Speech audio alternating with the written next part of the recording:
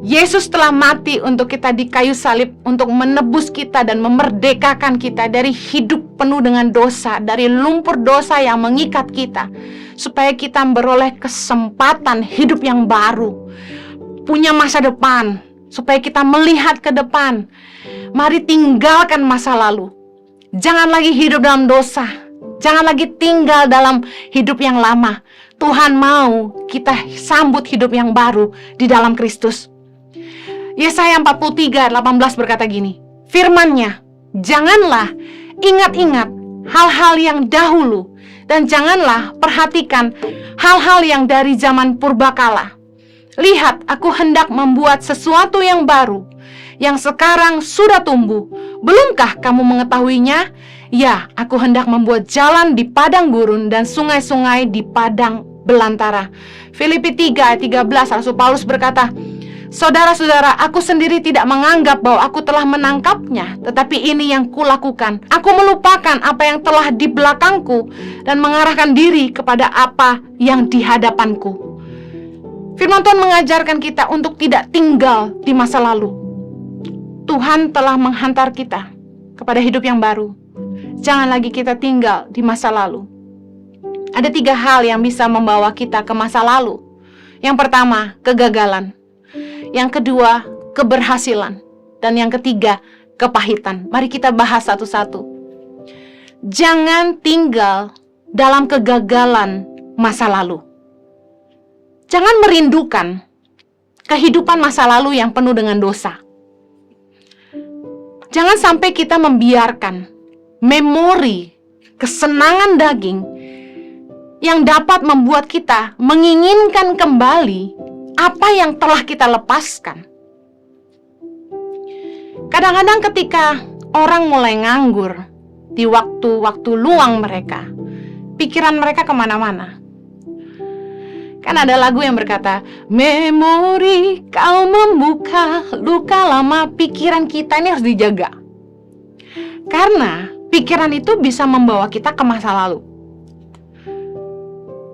Ada hal-hal yang kita sesalkan, tapi bahayanya kita bisa diingatkan kepada enaknya dosa. Kita benci dosa, tapi kita diingatkan akan nikmatnya ketika kita hidup dalam daging. Ketika kita hidup dalam perselingkuhan, ketika kita hidup dalam dosa-dosa yang lama. Siapa bilang dosa gak enak? Kalau dosa gak enak, orang gak doyan berbuat dosa. Justru karena dosa itu enak, orang jatuh dalam dosa. Dan memori akan nikmatnya dosa bisa membuat kita, kalau kita gak hentikan, membuat kita merindukannya. Gak heran orang mulai merindukan pacar lama. Hati-hati, jangan merindukan kehidupan masa lalu yang penuh dosa. Yeskiel 23 ayat 21 berkata begini, engkau menginginkan kemesuman masa mudamu, waktu orang Mesir memegang-megang dadamu dan menjamah-jamah susu kegadisanmu.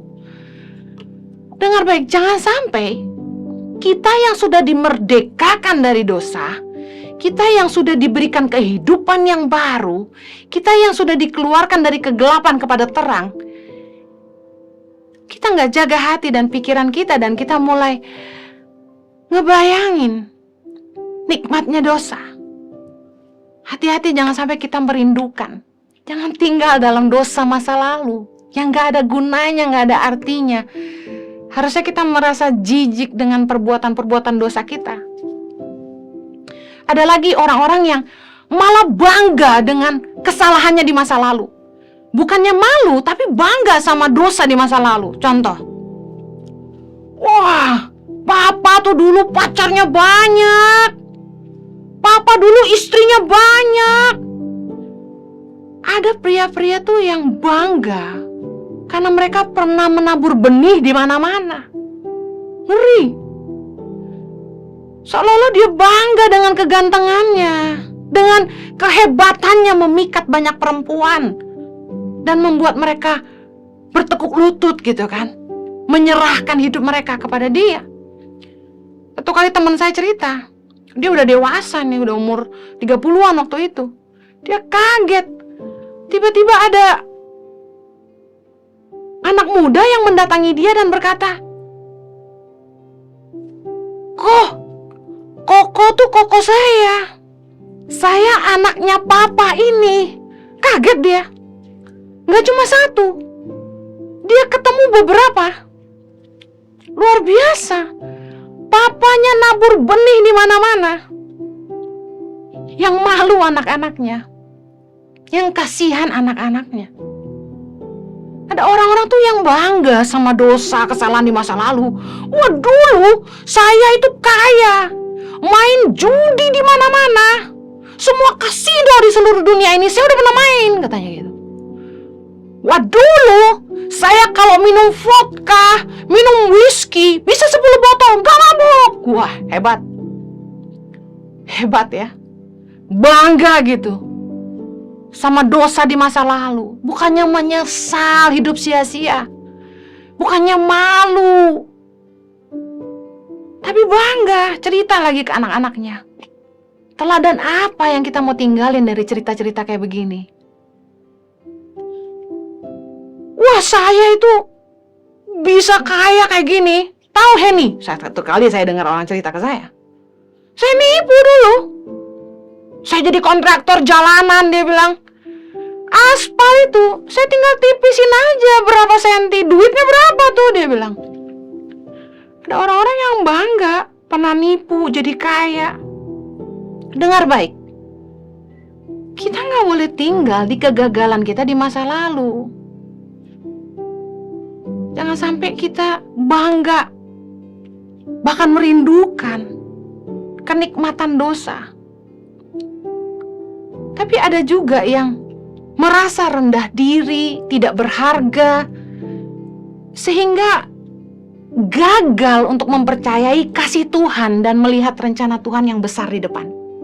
Ada orang-orang yang karena kesalahannya di masa lalu, mereka jadi rendah diri, merasa dirinya gak berharga lagi. Ada beberapa anak perempuan yang menghubungi saya di Instagram beberapa waktu lalu dan berkata, si Henny, Kak Henny, saya udah gak perawan lagi. Masih ada gak yang mau sama saya? Mereka depresi banget, takut gak laku, takut gak ada yang mau karena dosa di masa lalu. Dengar baik, dalam perjalanan hidup saya juga banyak bikin salah. Tuhan mengajar saya untuk mempercayai bahwa Tuhan tuh sayang sama saya, apapun keadaan saya. Kalau manusia tuh maunya terima kita dalam keadaan sempurna, Tuhan enggak. Tuhan itu pungut saya dari sampah, dari anak yang gak berharga bagi orang tuanya. Dan Tuhan kasih saya rencana yang besar bagi saya. Tuhan itu ngajarin saya untuk mempercayai bahwa Tuhan mau yang terbaik untuk saya. Percaya dan yakini bahwa seburuk apapun masa lalumu, Tuhan terima kamu apa adanya. Dan Tuhan itu pengen kamu menerima kasih-Nya. Percayalah bahwa Tuhan sayang sama kamu dan Tuhan punya rencana yang besar buat masa depanmu. Kamu gak kurang berharga buat Dia hanya karena kamu pernah hidup dalam dosa. Dengar baik, justru karena kamu berharga, Yesus mati buat kamu. Tuhan itu mengajar saya untuk mempercayai bahwa Tuhan tuh mau yang terbaik untuk saya. Dan saya yakin Tuhan juga mau Anda percaya bahwa Tuhan tuh mau yang terbaik untuk hidup Anda. Jangan tinggal dalam kegagalan masa lalu. Ada trauma-trauma di masa lalu yang mempengaruhi penilaian kita terhadap segala sesuatu. Ada baiknya, karena kita jadi orang yang lebih hati-hati, gak gampang percaya orang, lebih bijaksana. Ada hal-hal yang positif, tapi ada juga yang negatif. Trauma itu membuat kita membatasi diri untuk berbuat lebih. Contoh, saya punya trauma tenggelam. Karena waktu saya kecil saya pernah tenggelam dan kakak saya yang menyelamatkan saya. Karena trauma tenggelam ini, saya takut untuk berenang di kedalaman. Satu kali saya berenang di kolam di apartemen. Waktu itu masih pacaran ya. Tiba-tiba Jojo datang dan lihat saya lagi berenang, dia kaget. Loh, kok kamu berani berenang di situ? Saya bilang, kenapa? Cetek kok 1,5 meter. Saya bilang, sedada aja. Dia bilang ini, enggak, itu makin lama makin dalam, 3 meter. Saya posisi lagi berenang, langsung tenggelam. Begitu saya sadar itu kedalaman, saya langsung tenggelam. Saya dan anak-anak saya snorkeling di pantai di Bali. Saya takut. Saya nggak berani lepasin pegangan perahu karena saya tahu airnya dalam. Trauma tenggelam ini membuat saya takut berenang di kedalaman, sama dengan orang-orang yang mereka tinggal di masa lalu. Mereka punya trauma, disakiti. Mereka akan bangun tembok supaya orang nggak sakiti mereka lagi. Trauma tuh membuat kita nggak mau melakukan lebih. Saya punya trauma sama gereja di masa lampau, yang membuat saya tuh takut banget untuk terlibat di dalam gereja.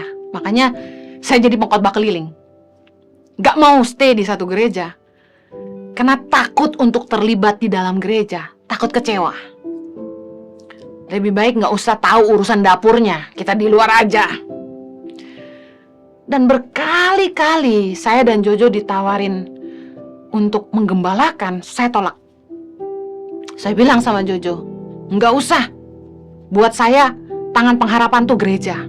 Gereja Tuhan yang hidup. Kan di mana 2-3 orang berkumpul, Tuhan hadir. Bukankah kita bait Allah? Wah, saya pakai jurus semua ayat. Saya nggak mau jadi gembala. Trauma itu membuat saya membatasi diri untuk melakukan lebih. Saya bersyukur kalau hari ini Tuhan tuh mencemplungkan saya jadi gembala di Impact Community Indonesia, istri gembala.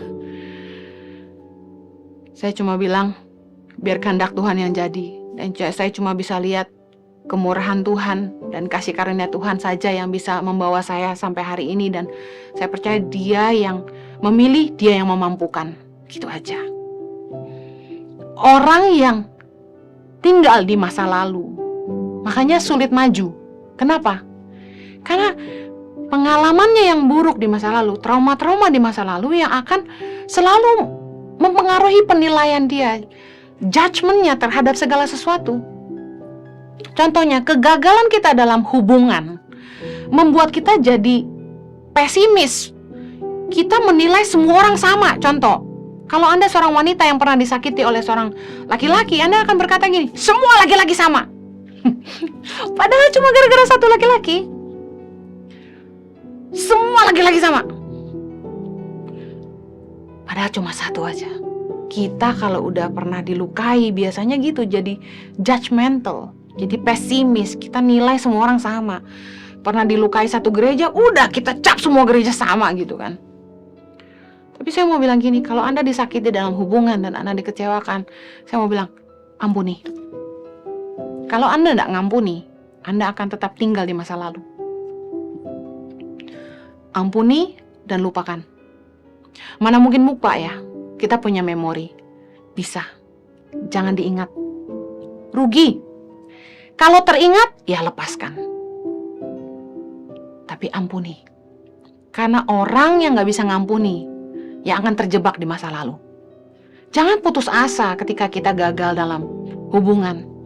Coba lagi. Dunia gak selebar daun kelor, kata pepatah.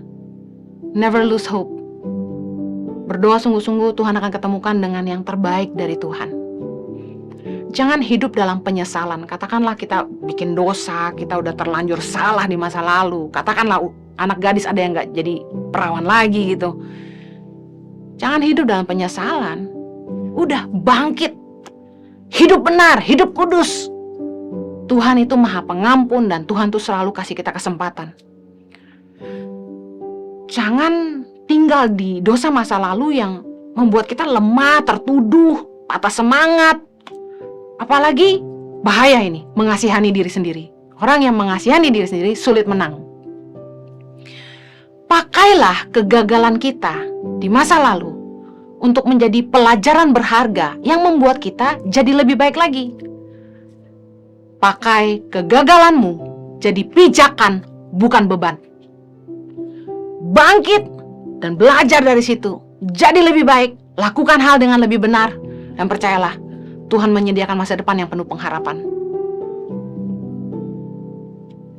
Yang kedua, jangan tinggal dalam keberhasilan masa lalu. Ada orang yang sukanya cerita tentang kesuksesannya di masa lalu. Padahal yang penting itu sekarang dan apa yang akan datang. Kita nggak bisa mengubah masa lalu kita. Tapi kita bisa menentukan di mana kita mau berdiri hari ini dan kemana kita mau pergi. Percuma kita ngomongin masa lalu, oh gua hebat dulu, gua kaya dulu. Buat apa kita sukses, kaya di masa lalu kalau kita susah hari ini? Bangun dari mimpimu, jangan tinggal di masa lalu.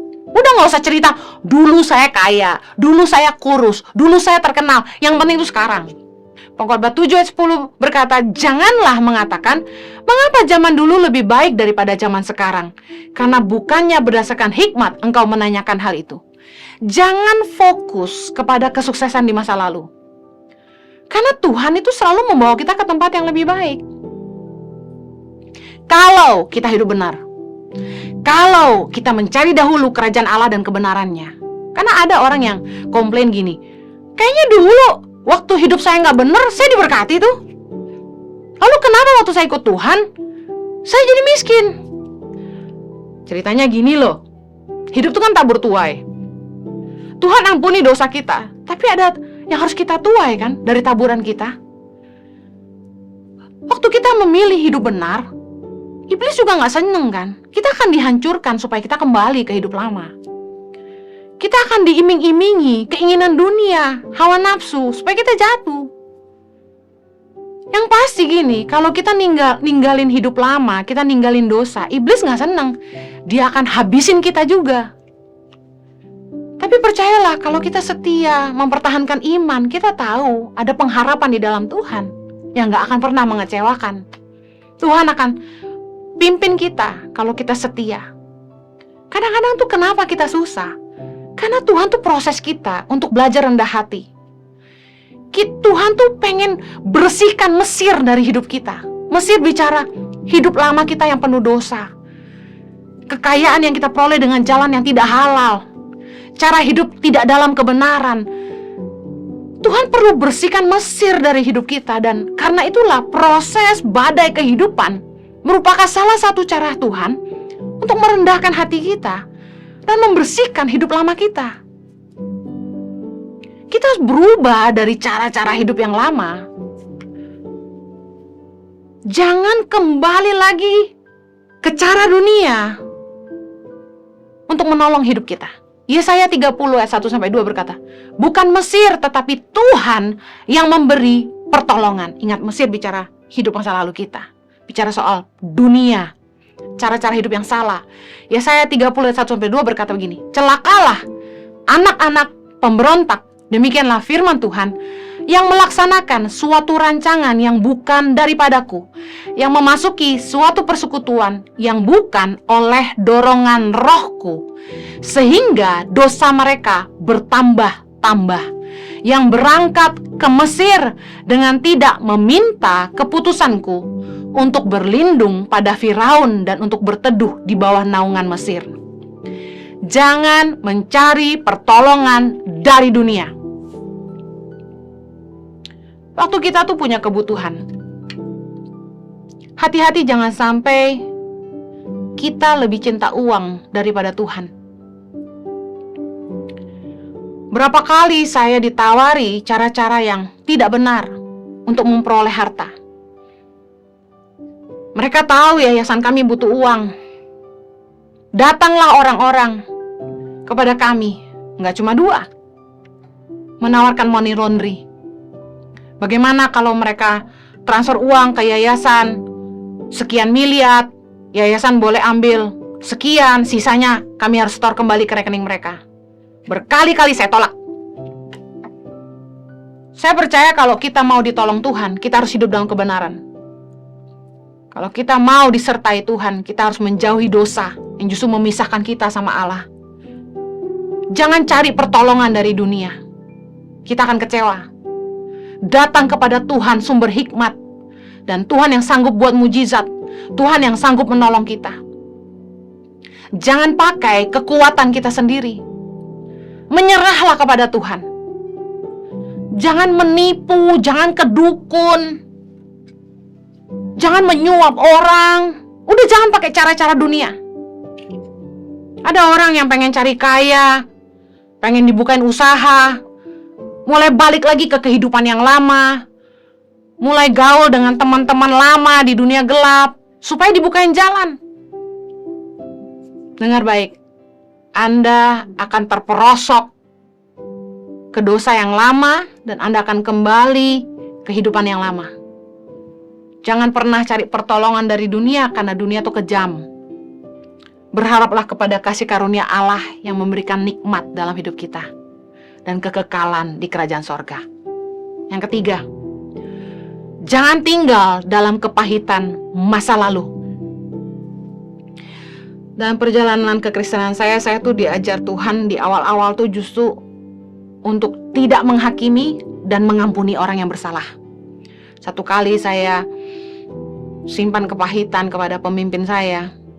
Saya keluar dari situ dan Roh Kudus bicara dengan begitu jelas buat saya. Tuhan bilang begini, "If I can deal with you, I can deal with them." Kalau aku bisa berperkara dengan engkau, aku bisa berperkara dengan mereka. Artinya gini, udah bukan urusan kita deh. Bukan bagian kita untuk menghakimi mereka. Orang yang jahat sama kita, orang yang bikin salah, itu urusan mereka sama Tuhan. Mereka gak akan jadi musuh saya. Saya belajar, Roh Kudus ajar saya waktu saya disakiti sama orang. Sampai lukanya tuh saking dalamnya, bangun tidur aja ingat. Saya itu tuh berdoa, saya bilang, Tuhan tolong saya gak mau hidup dalam kepahitan. Tuhan tolong saya. Dan tiba-tiba Roh Kudus tuh bisa ngingetin saya doa Tuhan Yesus di kayu salib.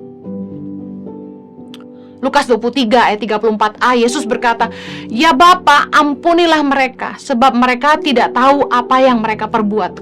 Saat itu saya langsung doakan, saya sebut nama orangnya, "Tuhan ampunilah mereka, sebab mereka tidak tahu apa yang mereka perbuat." Saya doain terus, seperti toilet di flush. Saat itu hati saya langsung lega.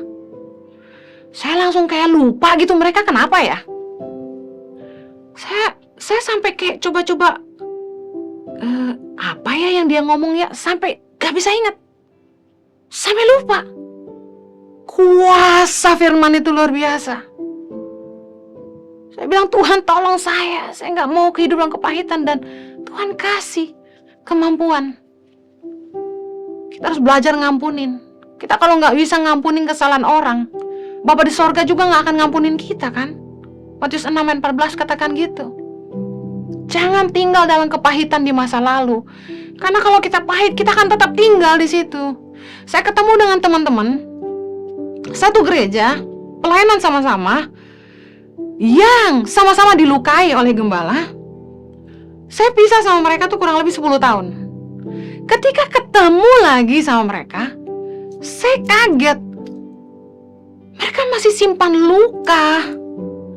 Ngomongannya masih sama. Ngomongin gembala yang dulu.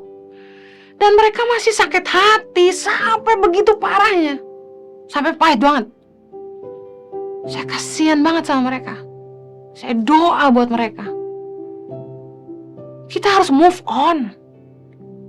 Luka lama yang kita simpan dalam hati kita membuat kita tidak bisa maju ke masa depan.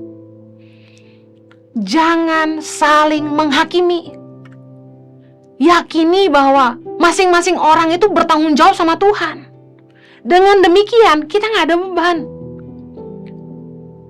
Kok saya sih gini ya, saya bantu anak-anak pedalaman, saya gaji koordinator dan guru-guru di seluruh Indonesia lewat Tangan Pengharapan. Ada yang tanya sama saya gini, kalau dia nggak jujur gimana? Saya cuma bilang gini, tanggung jawab dia sama Tuhan. Kita sebagai yayasan harus punya sistem yang jelas. No cash policy, no report, no support. Ada kontrol juga yang konsisten setiap bulan. Ada laporan yang harus dikirim, ada kontrol di lapangan, dan lain sebagainya. ada cross check dan lain-lain. Dari situ kita bisa ketemu siapa yang salah dan yang benar. Tapi saya percaya gini, ketika orang bikin salah sama kita nggak usah menghakimi mereka. Kan masing-masing kita tuh tanggung jawabnya sama Tuhan. Kalau orang jahat, kita jangan ikut jahat. Matius 7 ayat 1-3 bilang gini tentang hal menghakimi. Jangan kamu menghakimi supaya kamu tidak dihakimi. Karena dengan penghakiman yang kamu pakai untuk menghakimi, kamu akan dihakimi. Jadi kalau kita menghakimi orang lain, kita juga akan dihakimi. Dan ukuran yang kamu pakai untuk mengukur akan diukurkan kepadamu. Hati-hati kita menghakimi orang, karena ukuran yang kita pakai terhadap orang akan diukurkan juga sama kita. Ayat ketiga bilang gini, mengapakah engkau melihat selumbar di mata saudaramu, sedangkan balok dalam matamu tidak engkau ketahui? Jadi ketika terjadi konflik, kita harusnya jangan pahit sama orang, tapi kita juga koreksi diri kita. Kalau saya jadi dia, kira-kira punya pemimpin kayak saya ini gimana ya? Emang gak mudah. Karakternya keras. Ya memang, oke, Ibu Heni baik katanya. Tetapi kan ada sisi ketegasan. Dan kalau dalam hubungan kita nggak bisa terima lebih dan kurangnya orang, ya susah. Hanya mau kebaikannya, nggak mau ketegasannya, nggak bisa. Udah dia terluka, dia nggak mau kerja dengan saya, nggak masalah, nggak usah hakimi, gitu kan. Masing-masing orang kan punya pilihan. Tuhan aja nggak maksa, kenapa kita maksa orang? Dan yang paling penting ini yang Tuhan ajarin saya. Waktu orang sakitin kita, waktu kita terluka, jangan mendoakan yang jahat terhadap orang itu. Matius 5 ayat 44. Tetapi aku berkata kepadamu, kasihilah musuhmu dan berdoalah bagi mereka yang menganiaya kamu. Kasihi musuh dan berdoa bagi orang yang menganiaya kita. Orang jahat sama kita, Tuhan suruh kasihi mereka dan doain mereka, bukan nyumpahin mereka. Kadang-kadang bahasa kita terlalu rohani. Biar Tuhan aja yang balas. Wow. Sebenarnya di baliknya tuh tersimpan kutuk. Kita tahu bahwa Tuhan akan balas lebih kejam gitu. Padahal waktu kita dijahatin orang, Tuhan itu tertarik untuk memperhatikan reaksi hati kita. Amsal 24 ayat 17-20. Jangan bersukacita kalau musuhmu jatuh, jangan hatimu beria-ria kalau ia terperosok. Kita tuh gak boleh senang lihat musuh kita jatuh, dan jangan sampai kita happy dia tuh jatuh terperosok. Ayat 18. Supaya Tuhan tidak melihatnya dan menganggapnya jahat, lalu memalingkan murkanya daripada orang itu. Jangan menjadi marah karena orang yang berbuat jahat. Jangan iri kepada orang fasik, karena tidak ada masa depan bagi penjahat, dan pelita orang fasik akan padam. Kita udah tahu bahwa masa depan orang fasik itu pelitanya padam. Orang yang jahat, masa depannya tuh firman Tuhan tahu pasti. Udah ngapain kita marah sama mereka? Mereka tanggung jawab sama Tuhan kok. Kalau kita punya dua anak, yang satu dipukul lalu dia mengalah, kita akan bela dia. Tapi kalau dia balas mukul, ya kita diemin aja, ya lu balas. Sama jahatnya, sama nakalnya. Tuhan justru ngelihat reaksi kita ketika kita disakiti orang. Kalau kita bereaksi dengan benar, kita tetap baik sama dia, kita tetap mendoakan dia, dengar baik, pembelaan itu datang dari Tuhan, itu baru benar. Saya mau tutup dengan ayat ini. Jangan tinggal di masa lalu, mari mulai hiduplah yang baru. Efesus 4 ayat 21. Karena kamu telah mendengar tentang dia dan menerima pengajaran di dalam dia, menurut kebenaran yang nyata dalam Yesus, yaitu bahwa kamu berhubung dengan kehidupan kamu yang dahulu, harus menanggalkan manusia lama yang menemui kebinasaannya oleh nafsunya yang menyesatkan, supaya kamu dibaharui di dalam roh dan pikiranmu, dan mengenakan manusia baru yang telah diciptakan menurut kehendak Allah di dalam kebenaran dan kekudusan yang sesungguhnya. Mari tanggalkan masa lalu kita, tanggalkan manusia lama kita. Jangan lagi hidup di masa lalu. Tuhan sudah menyediakan kita masa depan yang penuh dengan pengharapan.